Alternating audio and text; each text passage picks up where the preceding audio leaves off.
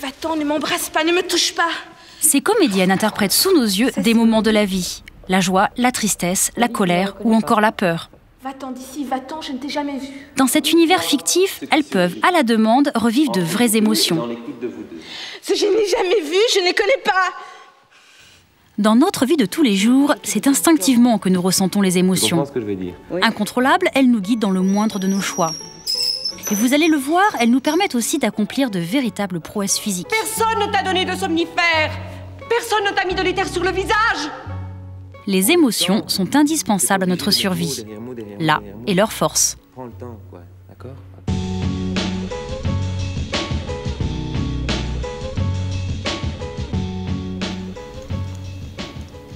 Olivier Luminet, professeur à l'université de Louvain-la-Neuve, travaille à mieux comprendre les émotions. Elles sont 6 au total à avoir été répertoriées et nous pouvons les ressentir à tout moment. Il y a la colère, le dégoût, la peur, la tristesse, la joie et enfin la surprise. Et toutes sont importantes. On considère qu'il y a une émotion quand il y a 3 choses qui sont présentes. Des réactions physiologiques. Quand on vit une émotion, notre cœur bat plus vite, notre respiration change, notre température corporelle va se modifier. Et puis surtout l'expression faciale. Le visage est vraiment un élément très important pour communiquer qu'il y a des émotions. Et le 3e aspect, c'est peut-être la chose la plus facile à comprendre, c'est que subjectivement, on vit quelque chose. On ressent à l'intérieur de soi que l'on a peur, que l'on est triste, que l'on est dégoûté, que l'on est anxieux. Je ne reconnais rien de ce qui est ici. L'émotion dure quelques millisecondes, mais c'est une véritable tempête dans le corps. Tempête qui peut nous faire accomplir de véritables exploits physiques. Par exemple, ces marins belges ont sauvé une mère de famille en plongeant dans l'eau glaciale de la Tamise. S'ils ont sauté dans le fleuve, c'est parce que les émotions les ont poussés. J'ai directement sauté sans penser. J'étais dans l'eau, j'étais directement prise par le courant. J'ai nagé une dizaine de mètres contre le courant. Une prouesse physique qu'ils n'auraient sûrement pas réussi à accomplir sans être sous l'effet de l'émotion. Le couple émotion-réaction n'est pas nouveau, et le monde du cinéma a su l'exploiter.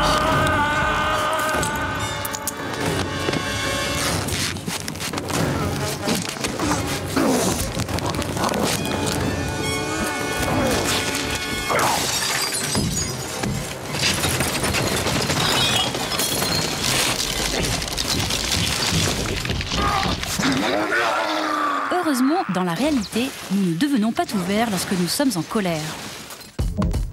Mélanie est étudiante à Louvain-la-Neuve. En pleine période d'examen, elle est souvent sous stress et angoisse beaucoup. Par hasard, il y a un an, elle a fait un test psychologique à l'université. Les résultats ont montré qu'elle avait une particularité. Les résultats, je suis en barre haute en alexithymie. L'alexithymie, il paraît que c'est le fait de réagir physiquement par rapport aux émotions. Ne pas savoir mettre des mots sur ce qu'on ressent, mais c'est le corps qui réagit en fait. Mélanie est considérée comme alexithymique. En grec, le A veut dire sang, lexis veut dire mot et thymios veut dire émotion. Mélanie est donc sans mots pour exprimer ses émotions. Ça ne veut pas dire qu'elle ne les ressent pas, mais qu'elle a du mal à les verbaliser. Pour son ami Pierre, le diagnostic de ce trait de caractère ne l'a pas vraiment surpris. Elle a un peu du mal à verbaliser ses émotions, mais elle les exprime plutôt de manière physique, instinctivement. Avant un examen, avec manque de confiance, et donc je pleure au lieu de dire des mots et d'expliquer, ouais, je pleure. Et lui, il le voit comme ça, évidemment. Mélanie pleure souvent suite à une émotion, mais ne peut pas dire exactement pourquoi. Une caractéristique qui peut être associée à l'alexithymie. Pour mieux comprendre cette particularité, Mélanie a accepté de rencontrer Olivier Luminet. Des collaborateurs du chercheur ont préparé des tests qui permettent de détecter l'alexithymie. Tu vas avoir 2 feuilles de consignes qui vont apparaître à l'écran, oui. Ça va. C'est une tâche assez simple dans laquelle tu devras évaluer des mots. Est-ce qu'ils sont positifs ou est-ce qu'ils sont négatifs? Ouais. Ça va. Mélanie se concentre. Pour chaque image et chaque mot qui apparaissent, elle détermine avec le clavier si l'association image-mot crée sur elle une émotion négative ou positive. Ce que nous avons pu remarquer, c'est que la personne qui est alexithymique est moins influencée par la présentation préalable du visage colère. Ça veut dire qu'elle le perçoit comme tout le monde, mais qu'elle ne le catégorise pas comme tout le monde. Deuxième test préparé par l'équipe. Cette fois-ci, 2 ordinateurs sont nécessaires. Un sur lequel Mélanie va être testée et un autre pour suivre ses réactions en direct.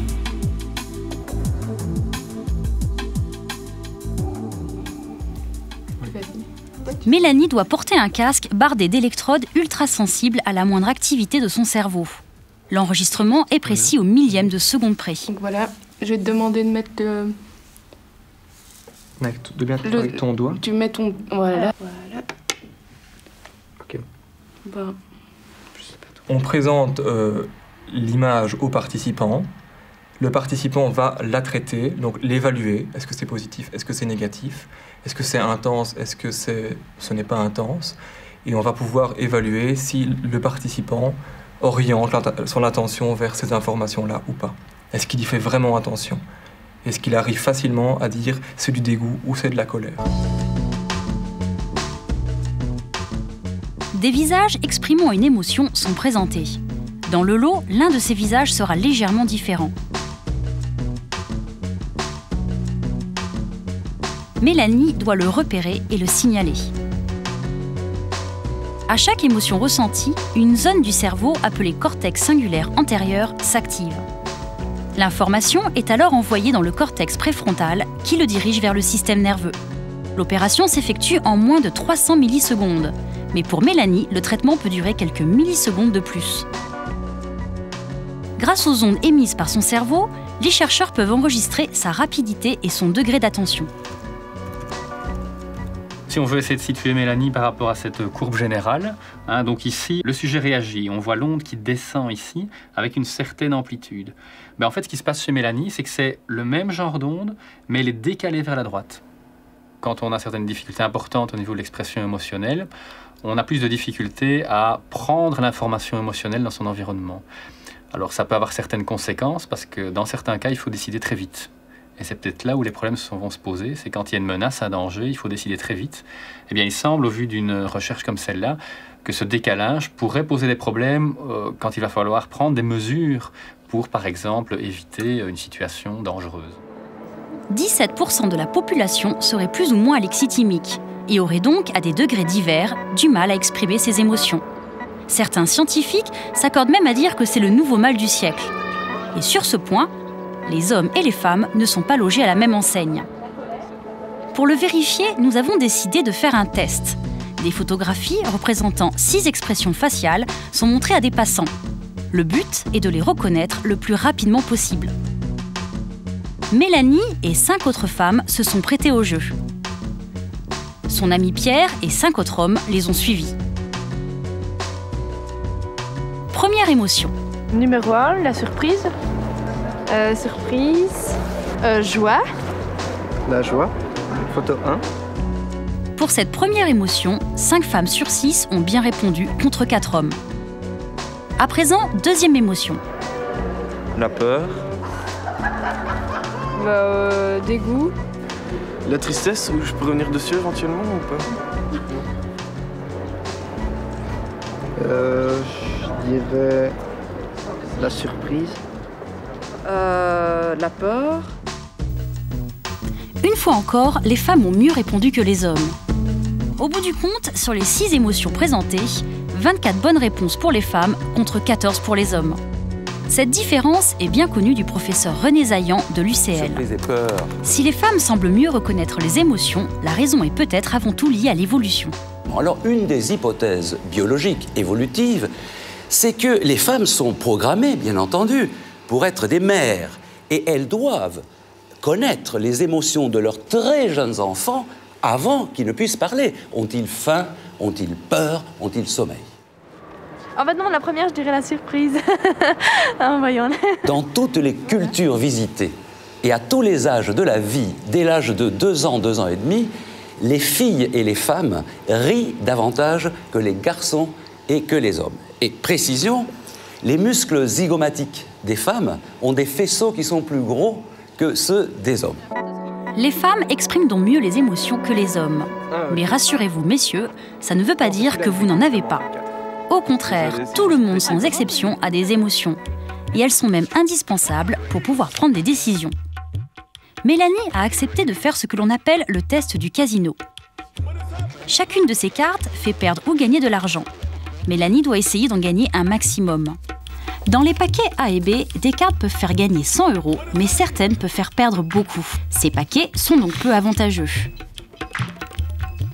En revanche, dans les paquets C et D, les gains sont moins importants, mais les pertes sont aussi moins importantes. Les paquets C et D sont donc statistiquement plus intéressants. Laissons Mélanie agir.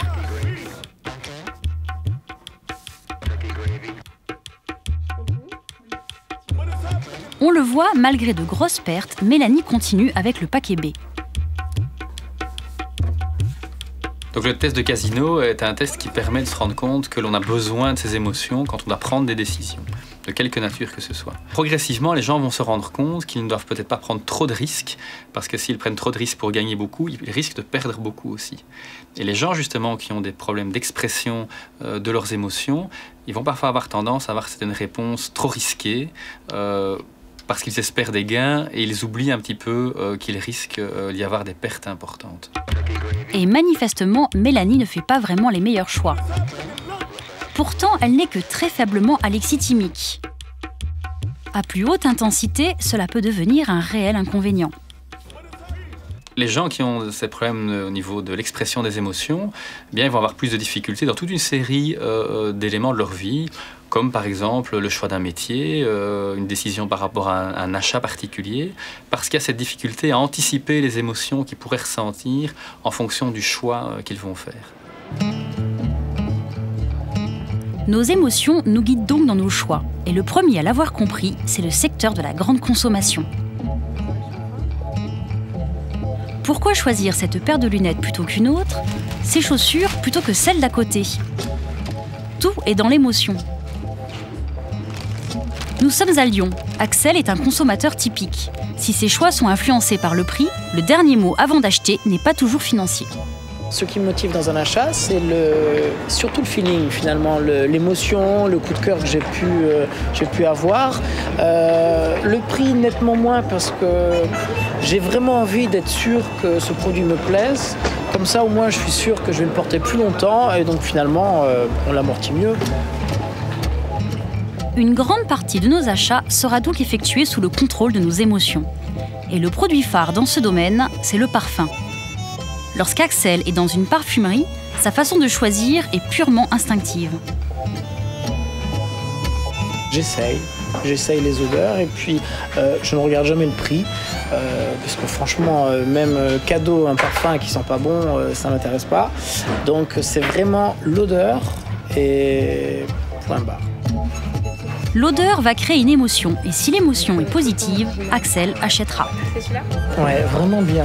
Mais je trouve presque féminin justement, tellement il est très sucré. Axel s'est laissé guider par ses émotions pour acheter. Merci, bonne journée. C'est moi qui vous remercie. Comprendre cette réaction intéresse bien sûr les industriels. Nous sommes dans un laboratoire du CNRS à Lyon. Ici, les chercheurs ont mis au point un système très original pour lequel Axel va servir de cobaye. Ici, ils parviennent à détecter les émotions avec une grande précision. Plusieurs industriels ont déjà fait appel à eux. Aujourd'hui, c'est un grand parfumeur. Nous allons poser, c'est la fréquence cardiaque. Donc là, en fait, ça va être directement sur votre cœur. Donc vous allez devoir relever votre chemise. 6 familles de capteurs allant de la température cutanée au rythme cardiaque vont être placés sur Axel. La raison pour laquelle on a posé ces capteurs, c'est donc pour mesurer des variations physiologiques inconscientes, par exemple, lorsqu'on ressent une émotion, on va avoir des battements cardiaques qui vont soit se ralentir, soit au contraire augmenter, comme dans la colère, par exemple, ou la température cutanée, on peut avoir d'un coup très chaud, ou bien au contraire se refroidir, comme dans la peur, par exemple, où on a la température qui va chuter. Et donc, mesurer tous ces paramètres-là, ça va permettre d'accéder à la mesure de l'émotion. À chaque émotion, le corps réagit. Pour la colère, la peur ou la tristesse, le rythme cardiaque augmente. Le but, préparer le corps à une action rapide comme la fuite. Par ailleurs, des sueurs froides apparaissent surtout dans le dégoût, la tristesse, la peur ou la colère. Enfin, la température du corps diminue uniquement lorsqu'on ressent de la peur ou de la joie. Grâce à tous ces capteurs, les chercheurs voient exactement dans quel état Axel se trouve. L'expérience se déroule dans une semi-obscurité afin de l'isoler et lui permettre de se concentrer. Tu peux envoyer le premier signal ? Un signal est envoyé à Axel. Il commence par sentir le premier parfum. L'émotion, totalement instinctive, est décodée par les chercheurs de l'autre côté de la vitre. Hop, ça y est, il sent là. Voilà, alors là, on a tout de suite la réponse qui s'inscrit. Effectivement, avec une forte activation cardiaque. Donc plus peut-être effectivement de la colère. Une fois l'émotion passée, Axel remplit un questionnaire pour noter ce qu'il a ressenti. Les odeurs s'enchaînent et à chaque fois, les chercheurs savent exactement ce qu'il ressent. Bon, ben là, c'est intéressant parce que c'est vrai que par rapport à la réponse précédente, on a une toute petite réponse. Vous voyez, une réponse vraiment très petite et très courte, avec une température négative. On est dans la joie, là. La comparaison des réponses instinctives et des questionnaires intéresse les chercheurs, mais aussi les industriels qui ont commandé cette étude. Il y a de nombreux cas où la réponse que l'on obtient, nous, ne se retrouve pas dans les questionnaires. Et c'est ça qui intéresse aussi beaucoup nos partenaires industriels, hein, de se fier peut-être à des paramètres plus fiables, hein, que des simples réponses avec des croix ou j'aime, j'aime pas, qui sont quand même assez subjectifs quelque part. Ces recherches ont déjà été utilisées notamment dans le textile, la cosmétique et la parfumerie. Les émotions sont à la mode dans la nouvelle façon de vendre. Les scientifiques sont très sollicités par tous ces partenaires pour leur apporter leur savoir et leur méthodologie pour évaluer ces émotions et en avoir une utilisation bien précise et bien ciblée. Mais si les émotions nous aident à faire des choix, elles peuvent aussi nous bloquer. Ne pas savoir les exprimer ou les vivre pleinement peut être la cause de beaucoup de problèmes. Retour en Belgique, Marie-France est mère de famille. Il y a quelques années, elle s'est retrouvée avec des problèmes de santé à répétition. Les symptômes physiques que j'ai ressentis, c'est surtout une très grosse fatigue qui est venue petit à petit. Alors aussi des paresthésies faciales, des angoisses avec des fortes palpitations, des douleurs musculaires, des crampes, surtout la nuit, et c'était peu agréable. Marie-France gérait mal ses émotions. En les bloquant, elle a généré du stress, ce qui a entraîné dans un deuxième temps des symptômes physiques. C'est à la clinique du stress de l'hôpital Brugman que le diagnostic est tombé. Émotion bloquée égale stress trop élevé. Qu'est-ce que vous ressentez quand vous dites stress, ça veut dire quoi physiquement? Pour moi, ce sont des angoisses avec des palpitations. Le stress de Marie-France a eu des répercussions sur son corps. Elle a consulté à temps car cela aurait pu aller plus loin. En effet, le système nerveux et immunitaire communiquent entre eux. À l'Institut d'immunologie de l'hôpital Erasme, ce lien est connu et étudié. Ces nouvelles découvertes ouvrent ainsi la porte à de nouveaux types de médicaments.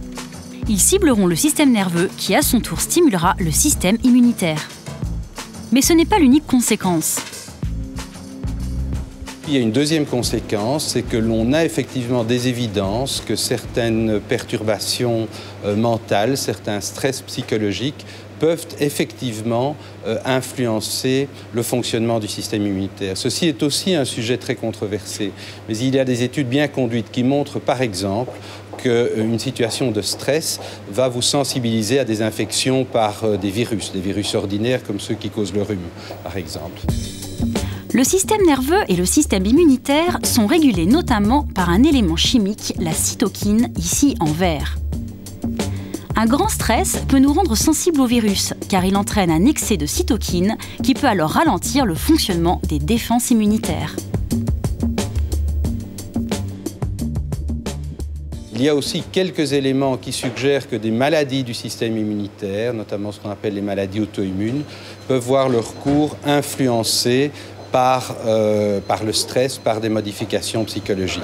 Et à tout à l'heure. Mais il faut être prudent dans ce domaine, car les recherches sont toujours en cours et sur l'animal uniquement. Quant à Marie-France, elle a pris son stress très au sérieux. Lorsqu'elle est arrivée à la clinique, il y a 2 ans, son premier travail a été d'apprendre à se sentir mieux.